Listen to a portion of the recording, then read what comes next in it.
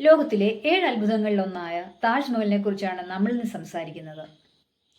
ഇന്ത്യയിലെ ഉത്തർപ്രദേശിലുള്ള ആഗ്രയിലാണ് ഈ മനോഹരമായ ബറിയൽ മോണ്യുമെന്റ് സ്ഥിതി ചെയ്യുന്നത്.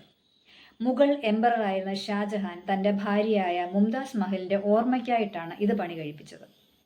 1631 ഇതിന്റെ കൺസ്ട്രക്ഷൻ സ്റ്റാർട്ട് ചെയ്തു.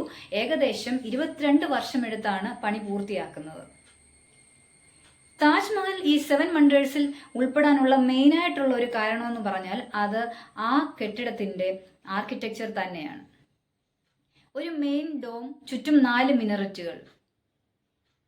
42 ഏക്കറിലാണ് ഈ മഹാസൗധം നിലകൊള്ളുന്നത്. ഈ മിനററ്റുകൾക്ക് ഒരു പ്രത്യേകതയുണ്ട്. ഇത് പുറത്തേക്ക് അല്പം ചെരിഞ്ഞാണ് നിൽക്കുന്നത്. അത് അതിന്റെ കൺസ്ട്രക്ഷനിൽ വന്ന പിഴവൊന്നുമല്ല, അങ്ങനെ തന്നെ ഉണ്ടാക്കിയതാണ്. കാരണം എർത്ത്ക്വേക്ക് ഉണ്ടാകുമ്പോൾ ഈ മിനററ്റുകൾ ഈ മെയിൻ ഭാഗത്തോട്ട് വീഴാതിരിക്കാനാണ് അങ്ങനെ ചെയ്തിരിക്കുന്നത്. ഇനിയുമുണ്ടൊരു പ്രത്യേകത. താജ്മഹലിന്റെ കളർ ഒരു ദിവസത്തിൽ തന്നെ പല ഷെയ്ഡിൽ മാറുന്നത് കാണാം. രാവിലെ ഒരു പിങ്കിഷ് കളർ ആയിരിക്കും, ഉച്ചയ്ക്ക് ബ്രൈറ്റ് വൈറ്റ് കളറിലും, വൈകുന്നേരം ഗോൾഡൻ കളറിലും, മൂൺലൈറ്റിൽ അത് ഒരു നീല കളറിലും കാണാറുണ്ട്.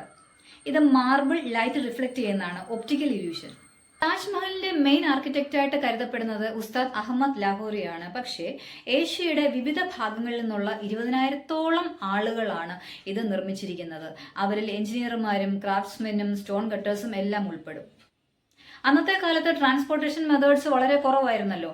അപ്പോൾ ആനകളെ ഉപയോഗിച്ചാണ് രാജസ്ഥാനിൽ നിന്നും മറ്റും വലിയ മാർബിളുകൾ ഇവിടോട്ട് എത്തിച്ചിരുന്നത്. അതിനായിട്ട് ഏകദേശം 1000-ഓളം ആനകളെയും ഉപയോഗിച്ചിരുന്നു. മറ്റൊരു കാര്യം കൂടി, താജ്മഹലിന്റെ പ്രധാന പ്ലാറ്റ്ഫോമിന് താഴെ 22 അടച്ചിട്ട മുറികളുണ്ടെന്ന് പറയപ്പെടുന്നു. പക്ഷേ ഇത് ടൂറിസ്റ്റുകൾക്കായി തുറന്നു കൊടുക്കാറില്ല. ആ കെട്ടിടത്തിന്റെ സേഫ്റ്റിയും പ്രൊട്ടക്ഷനും നോക്കിയാണ് അങ്ങനെ ചെയ്യാത്തത്. ശരിക്കും ഈ 22 മുറികൾ എന്തിനു വേണ്ടി നിർമ്മിച്ചതാണെന്ന് ആർക്കും ഒരു തെളിവുമില്ല. ശരിക്കും ആരും ഒന്ന് ആഗ്രഹിച്ചു പോകും താജ്മഹൽ ഒന്ന് വിസിറ്റ് ചെയ്യാൻ, അല്ലേ?